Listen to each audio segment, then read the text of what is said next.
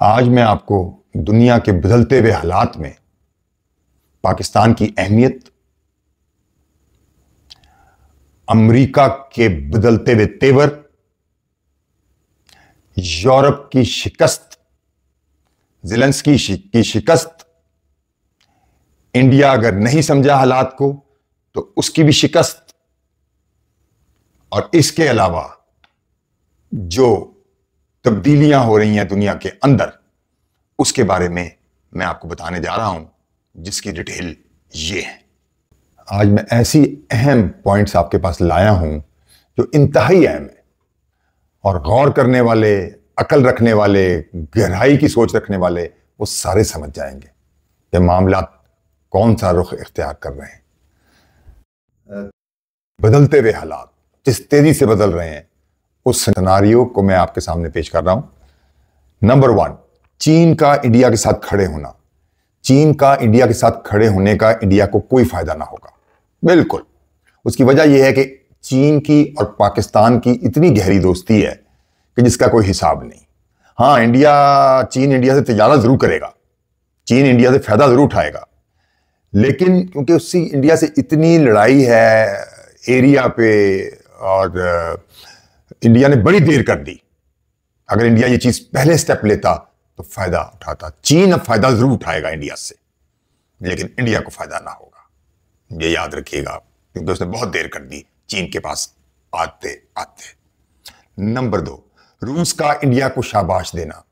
इस वक्त क्योंकि इंडिया ने रूस का बहुत साथ दिया है, बेहद, ट्रंप की बात नहीं मानी किसी सूरत, रूस बहुत खुश है इंडिया से, लेकिन हालात की कमजरीफी देखें कि रूस जो आगे करने जा रहा है उसमें इंडिया के हाथ कुछ ना आएगा।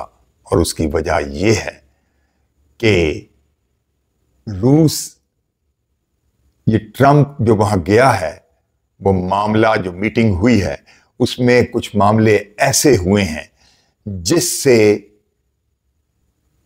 बिल्कुल रूस जो है वो इतना जंगों में इन्वॉल्व होने जा रहा है, आगे जो नजर आ रहा है कि वो देना भी चाहे इंडिया को कुछ तो दे ना पाएगा, क्योंकि वो जंगों में इतना इन्वॉल्व हो जाएगा। यूक्रेन की जंग में, क्योंकि उसका फायदा इसी में नजर आ रहा है उसको।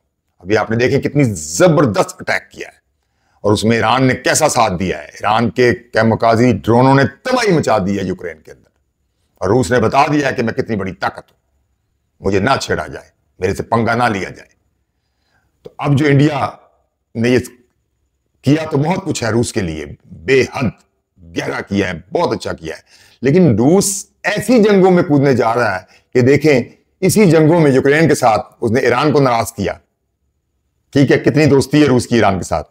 अब इंडिया जो है वो रूस से नाराज हो जाएगा, क्योंकि रूस जंगों में इतना इन्वॉल्व होने जा रहा है कि पहले यूक्रेन से, मुझे लग रहा है कि आगे जाके उसकी यूरोप में भी जंगें शुरू हो जाएंगी, क्योंकि यूरोप ज़ेलेंस्की को नहीं छोड़ेगा, और जब वो नहीं छोड़ेगा तो यहीं से बात बिगड़ती चली जाएगी। और जब बात बिगड़ेगी, रूस की तमाम फौज, रूस की तमाम प्लानिंग, रूस की तमाम नजरें, रूस का तमाम टाइम इन जंगों में लग जाएगा, वो भारत को कुछ ना दे पाएगा, तमाम तर उसकी वफादारी के बावजूद।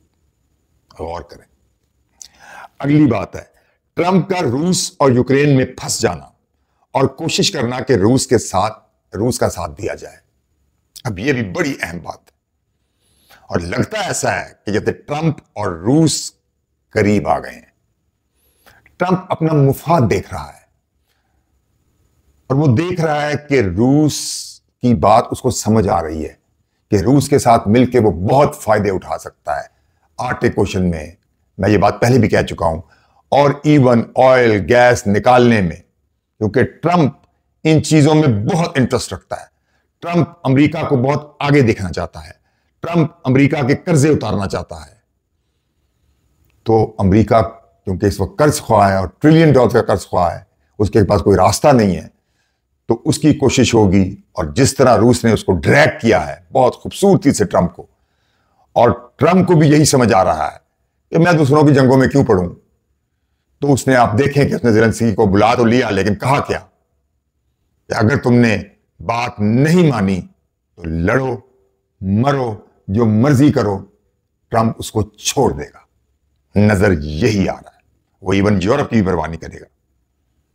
नोट करें, क्योंकि वो यूरोप से भी नाराज है और यूरोप पूरा इस वक्त ज़ेलेंस्की के साथ है। तो ये चीज यूरोप की रूस से लड़ाई और यूरोप की तबाही,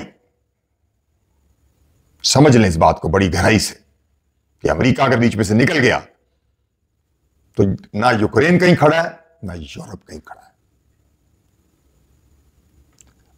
आगे चलें।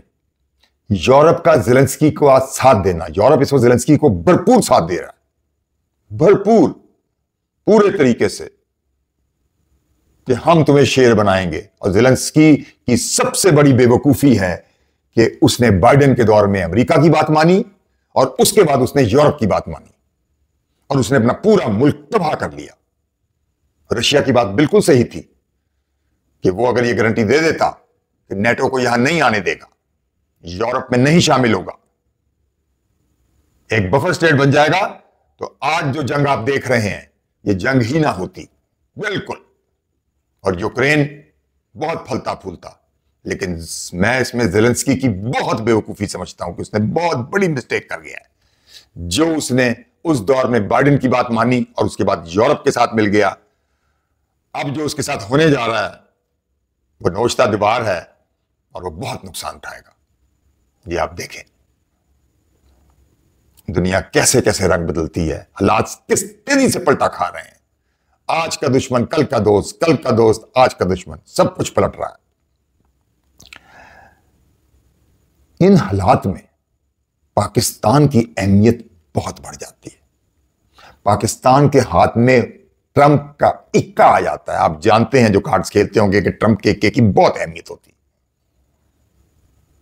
और पाकिस्तान अगर जो कर रहा है इस वक्त, नहायत अक्लमंदी कर रहा है, नहायत फहम फरासत से, और नहायत हुकूमत, एस्टेब्लिशमेंट सब मिलजुल के जिस तरीके से चल रहे हैं, अगर इसी तरह चलते रहे और सफातकारी के जौहर दिखाए तो पाकिस्तान वहां पहुंचेगा जहां कभी पाकिस्तान ने सोचा भी ना होगा।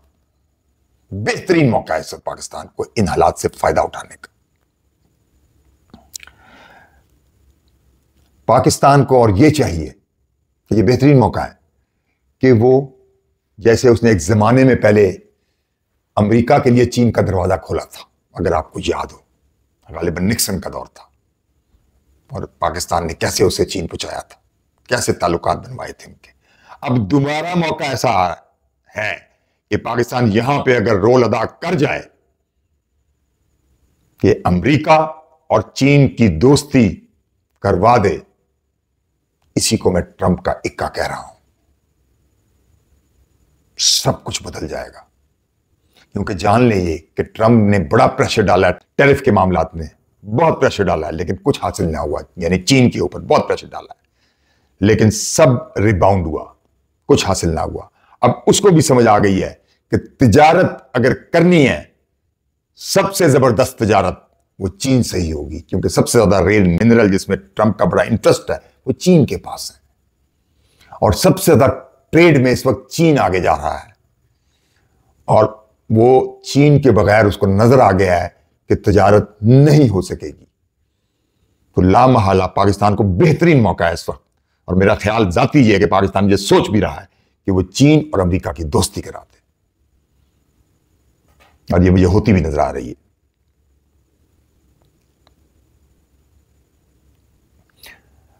और अमेरिका भी रूस की तरफ दोस्ती की तरफ गामजन है।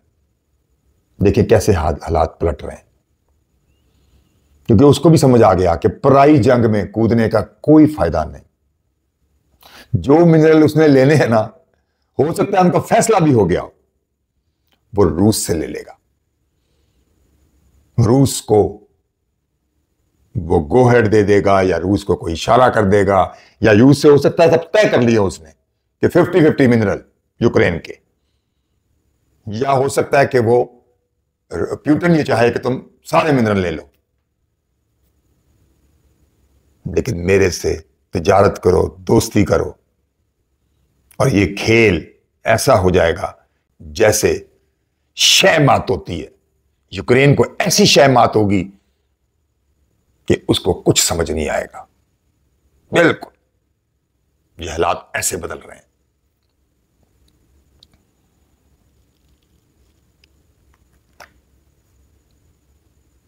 और आप जानते हैं कि रूस और चीन की पहले ही बड़ी गहरी अंडरस्टैंडिंग है। रूस के पीछे चीन खड़ा है और चीन डिफेंस, ट्रेड, टेक्नोलॉजी, एआई, किसी भी फील्ड में चीन बहुत आगे जा रहा है और वो पीछे से उसने थपथपी दे रखी है रूस को, और दोनों में बहुत बड़े बड़े माहदे हो गए हैं ट्रेड के।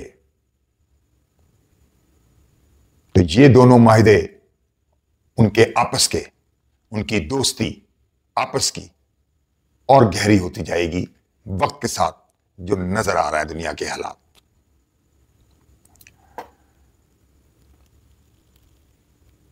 अगर रूस, चीन और अमेरिका का ट्रायंगल बन गया, फिर कहता हूं, अगर रूस, चीन और अमेरिका का ट्रायंगल बन गया तो यूक्रेन को तो मात होगी होगी, यूरोप को भी जबरदस्त मात होगी। और हो सकता है कि यूरोप टुकड़े टुकड़े हो जाए। यूरोप को सोचना होगा कि पराई आग में जो उसने हाथ डाला है, और इस वक्त जिस तरह वो यूक्रेन को खामखा सपोर्ट कर रहे हैं बगैर किसी वजह के, गलत तरीके से या किसी खौफ से, जब पिछली हुकूमत के कहने पे, वो बहुत बड़ी गलती कर चुके हैं। और अगर मजीद वो गलती मुझे लगता है कि करने जा रहे हैं, जिससे उनको बहुत ज्यादा नुकसान उठाना पड़ेगा। क्योंकि यूरोप अमेरिका के बगैर कुछ भी नहीं है, जान लें ये बात। और अगर रूस, चीन और अमेरिका का ट्रायंगल बन गया तो यूरोप कहां खड़ा है? अमेरिका के ही बगैर उसकी वक़्त नहीं है। अगर अमेरिका, चीन और रूस एक साथ हो गए तो यूरोप फिर कहां खड़ा होगा? उसके तो पैर जमीन पे नहीं लगेंगे। उसकी ट्रेड, उसकी सब कुछ उसकी खत्म हो जाएगी। उसको कोई चीज नहीं मिलेगी कहीं से भी। इसलिए बड़े होश के नाखून लेने पड़ेंगे यूरोप को, बड़ी सोच समझ के। अभी वो यूरोप के लोग जा रहे हैं, अभी उसको बुलाया है, मीटिंग हो रही होगी उसी ज़ेलेंस्की के साथ, ट्रंप की, और उसके बाद वो बारी बारी मिलेगा यूरोप के लीडरों से। तो वहां यूरोप के लीडर होश के नाखून लें, ज़ेलेंस्की का पीछा छोड़ दें। अभी भी अगर अक्लमंद हैं, कुछ हाथ नहीं आएगा। खाम खा अपनी मुल्क की तबाही कर बैठेंगे। आगे चलते हैं।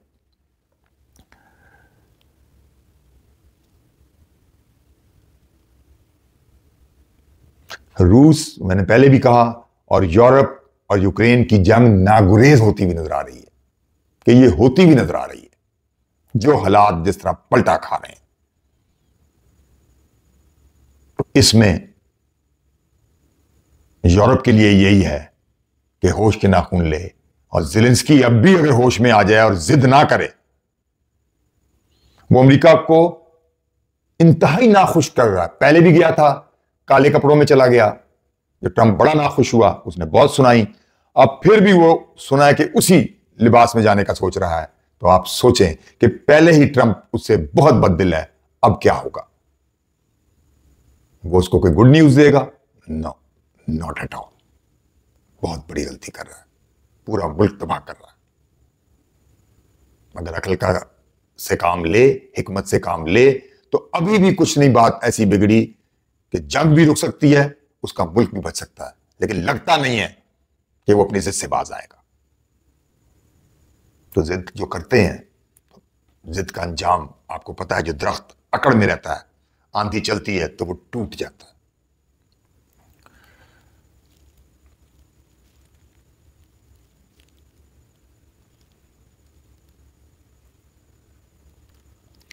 अब जब रूस जंगों की हालत में होगा, आप सोचें कि इंडिया को वो कितनी शाबाश दे रहा है, जबरदस्त। लेकिन जब वो जंगों की हालत में होगा तो इंडिया को कुछ देना भी चाहेगा तो दे ना पाएगा।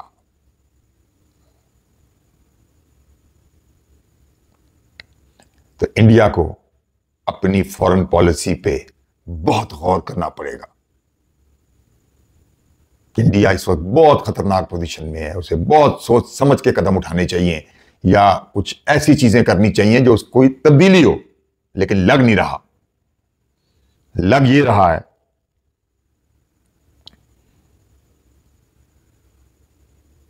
कि रूस तो यूरोप की जंगों में इन्वॉल्व हो जाएगा, यूरोप के साथ, यूक्रेन के साथ, और वो उस पर हो सकता है कब्जा भी कर ले, और जमीन लेता जाए, कब्जा भी कर ले। ठीक है, तो लेकिन उसकी इन्वॉल्वमेंट की वजह से इंडिया को कुछ नहीं मिलेगा। इंडिया अकेला है, अकेला होता जा रहा है और अकेला ही रहेगा। उसके हाथ कुछ नहीं आएगा। लगता है कि तबाही इंडिया का मुकद्दर बनती जा रही है, लेकिन अगर कुछ होश के नाखून लिए तो अपने ताल्लुकात पाकिस्तान से बेहतर कर ले। मैं 2 दफा कहता हूं कि ताल्लुकात पाकिस्तान से बेहतर कर ले, इसी में उसका फायदा है। ये मैं पहले भी व्लॉग्स में कह चुका हूं, बहुत फायदा है। सारा सीन ही पलट सकता है।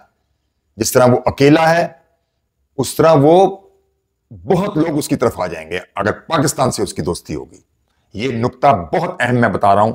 अगर इंडिया में जो भी मुझे सुन रहा है, इंडिया की आवाम, मीडिया, उनके लोग, जाहिर है वो सुन रहे होंगे, क्योंकि मैं नहीं चाहता किसी की तबाही में कभी खुशी का इजहार नहीं करना चाहिए, लेकिन अब आप खुद अपने पांव पे कुल्हाड़ी मारें तो कोई कुछ नहीं कर सकता। ये इंडिया को सोचना होगा, अपने लिए राहें तलाश करनी होंगी, और सबसे सीधा रास्ता जो जाता है उसके लिए बेहतरीन, वो पाकिस्तान से दोस्ती और कश्मीर का बिल्कुल मुज़ाकरात के जरिए पक्का हल, बहानेबाजी नहीं। इसी में इंडिया का फायदा, सब कुछ पलट जाएगा।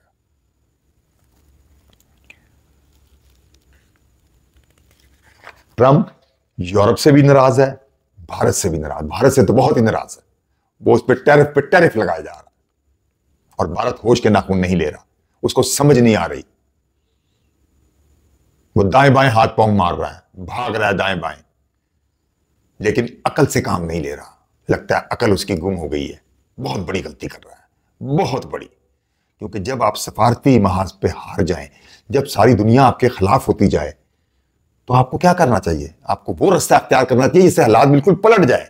वो जंगों से नहीं होंगे, वो पाकिस्तान के साथ अमन से होंगे।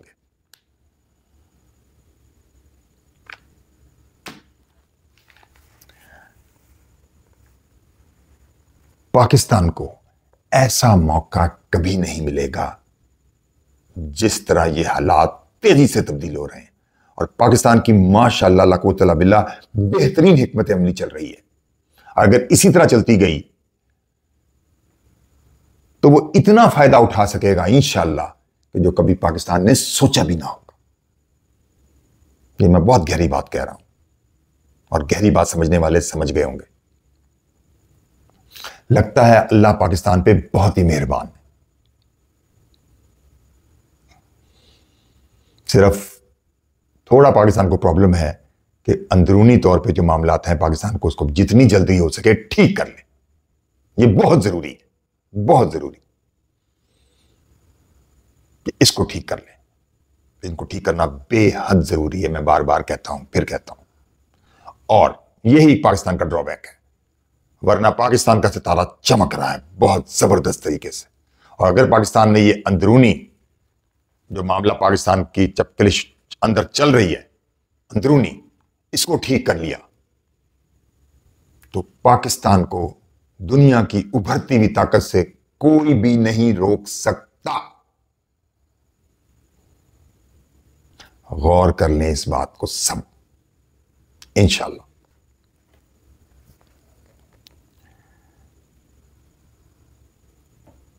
रूस ऐसे हालात पैदा हो गए कि इसराइल से ऐसा टकराएगा कि इसराइल ने कभी सोचा भी ना होगा। हालात ऐसे हो रहे हैं, तेजी से तब्दील हो रहे हैं कि वो अब तक काफी लिहाज करता रहा, लेकिन अब लग रहा है जिस तरह के हालात रुख इख्तियार कर रहे हैं तो रूस के इरादे बड़े खतरनाक होते जा रहे हैं, और इसराइल को सोचना होगा कि वो दुनिया में अमन ले आए, गजा में जुल्म करना छोड़ दे, गजा का मामला हल कर ले, 2 नेशन थ्योरी की तरफ आ जाए, मौका, मैं पहले भी कह चुका हूं अपने वीडियो में, मौका हाथ से निकल गया तो कुछ भी नहीं होता, क्योंकि आपकी आवाम भी इस वक्त आपके खिलाफ, दुनिया भी सारी आपके खिलाफ होती जा रही है। आई समझ, कोई पता नहीं कल को ट्रंप भी आपको छोड़ दे, क्योंकि अमेरिकन आवाम भी आपके खिलाफ होती जा रही है, ये जहन में रहे आपके। तो जब आवाम खिलाफ होती है तो अगर सरबराह भी चाहे कुछ करना तो वो नहीं कर पाता। दुनिया की हिस्ट्री से सबक सीखें और अमन की तरफ आएं, ताकि आपके भी लोग खुशहाल रहें, फलस्तीनी भी खुशहाल रहें, आप भी खुशहाल रहें। दोनों चीजें हो सकती हैं अगर होश के नाखून लें, जुल्म करना बंद कर दें। गाजा का मैटर बड़ी तेजी से है, जितनी जल्दी आप हल कर लेंगे आपके लिए उतना ही बेहतर है,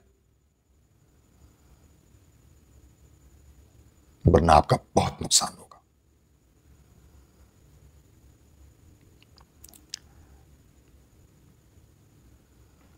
ये जो सिनेरियो अब क्रिएट हो रहा है, ये पाकिस्तान के लिए, ईरान के लिए और टर्की के लिए भी बेहद फायदेमंद होगा,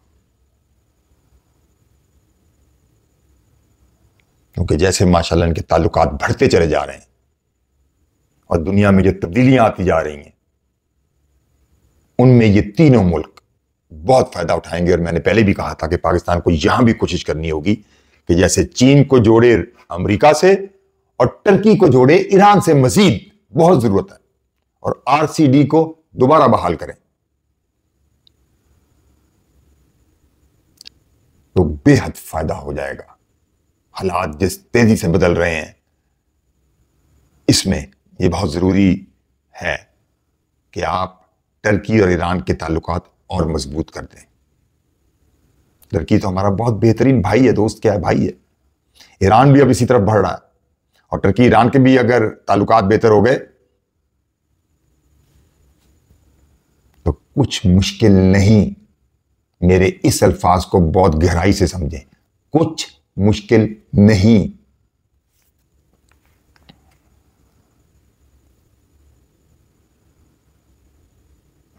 ये सारा कुछ जो मैंने आज आपको बताया है, ये नोश्ता दीवार है।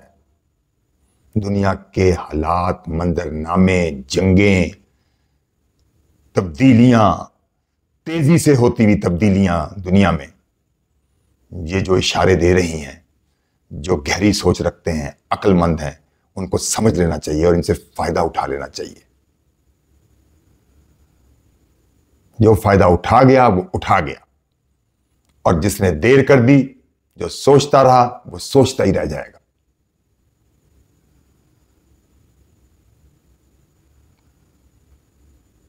मैं हूं जमाल नासिर और आप मेरा YouTube चैनल देख रहे हैं। अल्लाह हाफिज।